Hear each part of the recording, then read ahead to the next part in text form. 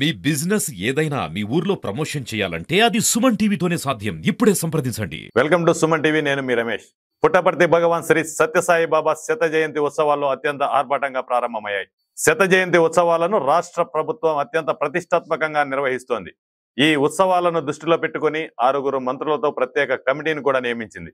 భగవాన్ శ్రీ సత్యసాయి బాబా జన్మదినోత్సవం పుట్టపర్తిలోని వేణుగోపాల స్వామి రథోత్సవంతో ప్రారంభించడం ఆనవాయితీగా సాగుతోంది. అందులో భాగంగానే భగవాన్ సత్యసాయి జయంతి ఉత్సవాలను కూడా వేణుగోపాల స్వామి రథోత్సవంతో ఆరంభించారు. ఈ రథోత్సవంలో సత్యసాయి చిత్రపటాన్ని ఉంచి పుట్టపర్తి పురవీధుల్లో ఊరేగించారు. దీంతో పాటు సత్యసాయి బాబా ఉత్సవ విగ్రహాన్ని వెండి రథంపై ఊరేగించారు.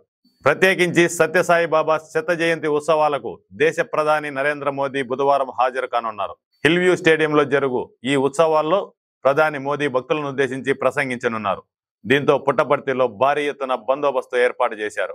ఇప్పటికే వీఐపీలతో పుట్టపర్తి నిండిపోయింది. మాజీ ఉపరాష్ట్రపతి వెంకయ్య నాయుడు, మంత్రులు అనగాని సత్యప్రసాద్, సవిత, సత్యకుమార్ యాదవ్ తదితరులతో పాటు పుట్టపర్తి ఎమ్మెల్యే పల్లె సింధూర, రాప్తాడ్ ఎమ్మెల్యే పరిటాల సునీత తదితరులు మంగళవారం సత్యసాయి బాబా సమాధిని సందర్శించారు.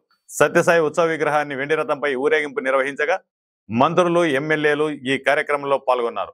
భగవాన్ సత్యసాయి బాబా జయంతి ఉత్సవాల నేపథ్యంలో పెద్ద ఎత్తున తరలివచ్చిన భక్తులు, సందర్శకులతో పుట్టపర్తి కిటకిటలాడుతోంది.